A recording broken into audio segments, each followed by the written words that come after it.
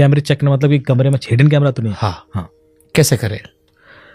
देखिए वैसे तो एक ऑथेंटिक तरीका होता है कि एक डिवाइस आती है जो लेंस चेक करती है, तो उसको आप पूरे कैमरे में घुमाएंगे तो वो जो लेंस होगा ना, उस लेंस को डिटेक्ट कर लेती है कि इसमें कहीं पर भी कोई छोटा भी लेंस होगा ना जो देख रहा है आपको। Basically that is one way of doing it. दूसरा एक RF स्कैनर आता है। वो RF स्कैनर क्या करता है कि यदि वो डेटा ट्रांसमिट हो रहा है कहीं और उसके अंदर कहीं कोई मॉडम है तो उसको डिटेक्ट कर लेगा। वो भी 4-5 हज़ार की डिवाइस मिल जाती है RF स्कैनर। वो आप जाएंगे, जैसे हम लोग जब किसी VIP के आने से पहले एंटी सबोटाज एक्टिविटीज़ करते हैं, क्लीन अप करते हैं, तो वो देखते हैं कि कहीं कोई हिडन डिवाइस, माइक्रोफोन, क्योंकि वो ट्रांसमिट कर रहा होगा तो ब्लिंक करने लगता है। तो वैसे ही करता है, क्लीन अप प्रोसेस करता है। यही 2 तरीके हैं जो अभी, और भी बहुत सेंसिटिव रिसीवर्स भी आते हैं, जैसे इसमें तो आप पास ले जाके ही कर पाते हो, पर अब बहुत सारे कमर्शियल इक्विपमेंट आ गए हैं जो रूम में रख के ही डिटेक्ट कर लेंगे। दे कैन, पर उसमें प्रॉब्लम होती है कि आपको बाकी सारे जैसे वाईफाई ऑफ करना पड़ता है, उस रूम के अंदर कोई दूसरा सिग्नल तो नहीं आ रहा, वरना उसकी वजह से वो ब्लिंक करने लगता है। So we take care of that. जैसे किसी घर को हमें देखना है तो ये व्हाट्सएप पे जानकार लोग जादू करके जादू दिखाते हैं, मोबाइल लाइट मारो, ये सबसे कुछ नहीं होता है, सब फर्जीवाड़ा है। वो सब ऐप फर्जी है ऐप, लेकिन वो मुझे 100% तो कुछ तो लाइट मारो या ये लगाओ, वो बहुत इफेक्टिव नहीं है, क्योंकि बहुत सारी चीजें ऐसी हैं जो नहीं कर सकते वो डिटेक्ट। तो है ऐप बहुत सारे कैमरा डिटेक्ट कर सकते हैं, but I won't recommend, because मैंने ट्राई किए हैं जो बहुत इफेक्टिव नहीं थे। मेरी गाड़ी में किसी ने ट्रैकर लगाया तो कैसे पकड़ूंगा? अरे मेरे दोस्त का किस्सा है भाई, उसने अपनी बीवी गाड़ी में लगा दिया था कि बीवी कहीं जाएगी तो हमको पता रहेगा। और वो किस्मत देखिए, वो गाड़ी भी दहेज में मिली थी। और ये रियल कहानी है। देखिए उसको उससे भी ज्यादा आसान तरीके थे ट्रैक करने के, उसको नहीं पता था। एक सूरत में एक मर्डर हुआ और हमें डाउट था कि हस्बैंड ने मारा है, लेकिन हस्बैंड उस दिन गोवा में था और उसने होटल में चेक इन भी किया था, फोन कॉल्स भी थे उस समय, तो कोई एविडेंस नहीं बन रहा था। तो मैंने DCP साहब को बोला कि एक बार गूगल डैशबोर्ड चेक कर लो। गूगल डैशबोर्ड चेक किया तो जो मैंने आपको बताया, जिससे हम लोकेशन देख सकते हैं आपकी, तो उसकी 2 लोकेशन आई उस दिन, एक सूरत में आई और एक गोवा में आई। तो कारण ये था कि इन भाई साहब ने दृश्यम पिक्चर देख ली थी, तो इनको पता था कि पुलिस फोन तो ट्रैक कर लेती है।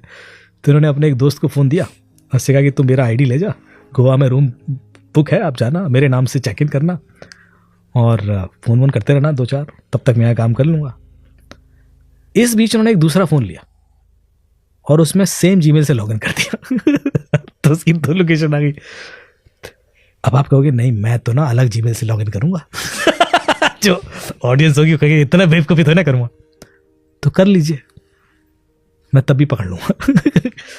अब वो तरीका नहीं बताऊँगा क्योंकि ये तरीका 10 साल पुराना है, जब ये हुआ था case, it is too old. अब तो हमारे पास इससे ज़्यादा सोफिस्टिकेटेड तरीके, यदि आप फ़ोन यूज़ नहीं भी करोगे तो भी पकड़ लेंगे, यदि आपका फ़ोन आइडल रहेगा तो भी पकड़ लेंगे।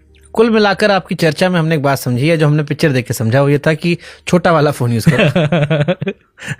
उसके पकड़े जाने के चांसेस कम होते हैं। देखिए छोटे वाले फ़ोन में भी हैक होने के 4-5 तरीके तो बता ही दिए मैंने आपको। कॉल फॉरवर्डिंग तो उसमें भी सेट हो जाएगी, फिर भी मतलब उसमें ताम झाम कम है तो जिंदगी आसान है। रिलेटिवली आसान है, रिलेटिवली डेफिनेटली आसान है, क्योंकि उसमें डेटा ही नहीं है तो चुरेगा क्या, मतलब उसमें जाएगा क्या बाहर। जिस फोन में डेटा ही नहीं है उसी का तो खतरा है, क्योंकि उसमें एक्टिविटीज का डेटा है आपकी। तो जितना आप स्मार्टफोन लेते चले जाएंगे उतना वल्नरेबल होते चले जाते हैं। आने वाले टाइम में ये साइबर क्राइम कितना बड़ा खतरा है? सर आने वाले टाइम में साइबर क्राइम ही होगा। किसी के पास इतनी फुर्सत नहीं है कि गन दिखा के रोड पर लोगों को लूटे। अब कौन इतना रिस्क लेगा, क्योंकि इतने CCTV लगे हैं, कहीं ना कहीं वो दिख ही जाएगा, तो हम आराम से इसी कमरे में बैठ के लूटेंगे। जैसे मेरे मन में कई बार एक ख्याल आता है कि मैं आज 10 साल हो गया मैं UPI यूज करता हूँ, मैंने कैश यूज करना बंद कर दिया। हम दावा करते हैं कि इंडिया सबसे ज्यादा कैशलेस इकोनॉमी है। किसी दिन अगर ये हमारा सिस्टम हैक हो गया, क्या हम बर्बाद हो जाएंगे? और क्या ये हो सकता है? क्योंकि दुनिया में सारी चीजें हुई हैं। तो ये होता क्या है कि जब भी कोई ऐसा ऑनलाइन सिस्टम बनाया जाता है तो उसको डिजाइन ही इस तरीके से किया जाता है कि वो पूरा एक साथ बंद हो ही ना। यदि हो गया तो डेफिनेटली बर्बाद हो जाएंगे, पर उसका रिस्क देखकर उसको इस तरह से प्रोविजन किया जाता है। जैसे चाइना को लेकर अक्सर आरोप लगता है कि वो हमारे यहाँ हैक करने की कोशिश करता ही है। आरोप नहीं लगता है, वो तो हमने एट्रीब्यूट प्रॉपरली किया। जब मुंबई ग्रेड अटैक हुआ था, पावर बिजली चली गई थी, तो चाइना ने ही किया था, वो तो महाराष्ट्र साइबर ने इन्वेस्टिगेट करके सोर्स भी आइडेंटिफाई किया था। जब एम्स का अटैक हुआ तब भी हांगकांग का ही आईपी निकला था। तो बहुत सारी ऐसी चीज़ें हैं जो जानते बूझते भी हम कुछ कर नहीं सकते। ठीक है, वहाँ चाइना के अटैक यूएस में भी हुआ, यूएस ने एट्रीब्यूट किया, यूएस ने बोला कि चाइना का अटैक है, तो क्या कर लोगे आप? चाइना थोड़ा ना मानेगा कि हमने किया। ये तो इंफ्रास्ट्रक्चर है, कहीं का भी यूज हो सकता है। और जब अटैक चाइना से होगा तो चाइना का आईपी मिलना जरूरी नहीं है। ऑपरेशन सिंदूर में हमारा बगल में छोटू जो पाकिस्तान है, हाँ, उसने कोशिश कर रहा था, उसने कोशिश की, उसने वेबसाइट अटैक हुई थी, झंडा वंडा चेंज करने को। आदमी अपने औकात के हिसाब से करता है।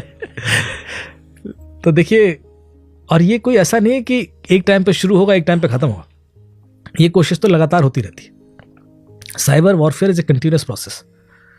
आप फिजिकल युद्ध की तरह नहीं होता है, तो मौका देखें कब कौन सी वेलेबिलिटी मिलेगी, उड़ा देंगे। तो अब अगला सबसे बड़ा युद्ध यही है। युद्ध चल रहा है, निपटेगा इसमें कौन कौन, ये देखना होगा। ये युद्ध कंटिन्यूअस। कोई देश बर्बाद हुआ साइबर वॉर में अब तक, या इतना बर्बाद नहीं हुआ? हुआ? नहीं, हाँ देखिए, हुआ डेंट तो बहुत हुए लोगों को, डेंट तो अब जो भी बड़े बड़े अटैक हुए हैं, सऊदी अरामको का जैसे अटैक हुआ। इनफैक्ट मैं एक और चीज़ बोलूँ, जैसे कि इजराइल पर जब मिसाइल अटैक हुआ हमास का जो गया, जबकि उनका डिफेंस सिस्टम था जो डोम, सिक्योरिटी डोम है, तो मेरा मानना है कि वो इसलिए हुआ क्योंकि उससे पहले एक साइबर अटैक सक्सेसफुल हो चुका था। वो डिफेंस सिस्टम डिसेबल किया गया फॉर दैट पीरियड, तभी तो हुआ। वरना ऐसे कैसे हो सकता है कि इतनी हजारों मिसाइलें चली जाएं और वो एक भी डिटेक्ट ना हो फॉर दैट पीरियड। तो यदि मुझे ये भी पता है कि मैं इस तरीके से भेजूंगा कि वो डिटेक्ट नहीं कर पाएगा, वो भी हैक ही है, because I have understood the gap in the system, या मैं उसको डिसेबल करके करवा दूं, आइदर वेज इट्स हैक। तो वो तो हुआ था ना, वो तो हमें दिख रहा था, वरना अब क्यों नहीं कर देते, कर दे। अब तो नहीं मार पा रहे मिसाइल, इसका मतलब है there is a defence system in place but that didn't work at that time. इसका मतलब एक साइबर अटैक उससे पहले हुआ, उस पीरियड के। बहुत सारी चीजें, जैसे इंडिया में 26/11 का अटैक हुआ तो उसमें भी मानता हूं कि कहीं ना कहीं साइबर एंगल इन्वॉल्व था, मानता हूं। कराची से मुंबई पोर्ट तक एक बोट सीधे तो आई नहीं है, पहले वो रास्ते में किसी और मछुआरे को उन्होंने कब्जा लिया, उसकी बोट ली, फिर उसके बाद आए। और इस पूरे एरिया में पेट्रोलिंग होती है, जो कोस्ट गार्ड होते हैं, और उनकी जो बीटिंग होती है उसका पैटर्न रैंडम होता है, वो पहले से डिसाइड नहीं होता कि वो उस दिन डिसाइड होगा या उसके 1-2 दिन पहले। इसका मतलब है कि वो मतलब उसकी पूरी तरह पेट्रोलिंग नहीं कर सकते, तो क्या करते हैं, एरिया डिफाइन कर लेते हैं कि यहाँ से यहाँ तक की करेंगे, फिर उसके आगे जाके यहाँ से यहाँ तक की करेंगे। तो यदि आप सीधे लाइन पे आओगे तो प्रॉब्लम पकड़े जाओगे कहीं ना कहीं। जब तक आपको वो नहीं पता है कि कैसे आना है, कि आप नजरों से छिपे रहो, तब तक आप सीधे सीधे आगे तो नहीं पहुंच सकते। That itself could be leaked, और उनको ये पता पड़ गया हो कि इनका इस दिन ये पैटर्न रहता है, which is also a cyber leak, तभी तो वो कर पाएंगे। तो मैं छोटी छोटी चीजें, नुएंसेस आप कैप्चर करने की कोशिश करोगे तो पता पड़ेगा कि आजकल बिना साइबर एंगल के, जब ये श्रद्धा वालकर वाला केस हुआ जिसमें वो गर्लफ्रेंड को 35 टुकड़ा कर, पूरा इन्वेस्टिगेशन साइबर एंगल से हुआ। यूट्यूब पे वो क्या देख रहा था, कब उसने वो चाकू खरीदा, फ्रिज कब खरीदा, उसने कहाँ कहाँ गया, वो गूगल डैशबोर्ड से मिला कि यहाँ यहाँ बॉडी पार्ट फेंकने गया, फिर वहां जाता था, फिर हर चीज उसमें मिल गई ना, पूरा सीक्वेंस ऑफ इवेंट्स। तो उसी से तो प्रूव हुआ कि ये तो है। तो आप अपनी लाइफ में कई बार नहीं पता कितना डेटा दे रहे हो through various application and platform which will become पुख्ता सबूत। ये प्राइमरी एविडेंसेस होते हैं, ये जो गूगल के थ्रू आते हैं, क्योंकि आपके फोन में नहीं होते, ये गूगल से मिलता है इनका सर्टिफिकेट। आपका फोन बदलता रहे, टूट जाए, खराब हो जाए, डेटा कहीं नहीं जाएगा, डेटा वहां है, और उनसे पुलिस वाले मांगेंगे तो मिलता है, और उसका सर्टिफिकेट ही मिलेगा, और कोर्ट में as it is primary evidence बन के पेश होता है। तो ये इतना बड़ा रिस्क है।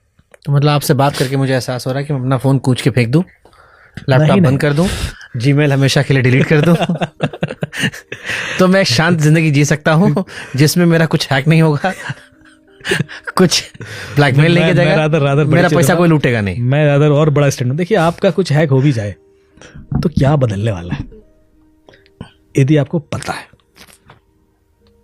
बस इतना सा ध्यान रखिए। हम इस चीज का स्ट्रेस क्यों ले रहे हैं? यदि आज की डेट मुझे बोले कि मेरी लोकेशन हर जगह पता, सबको पता है, तो मुझे कोई स्ट्रेस होता नहीं। ठीक है, पता तो मुझे इसका कोई रिस्क नहीं, मुझे नहीं लगता। हो सकता है किसी को लगता भी हो। यदि आपको पता है कि आपके फाइनेंशियल रिकॉर्ड्स बाहर हैं, हाँ ठीक है, आपके हेल्थ रिकॉर्ड्स बाहर हैं, हाँ ठीक है, बिकॉज आई नो इट। शायद मैं नहीं जानता और फिर कहता पता, मुझे ऐसी चीज पता है, तो मुझे खतरा होता। बस इतना ही अंतर है जो मैं बेसिक्स, इससे डरने की बात नहीं है।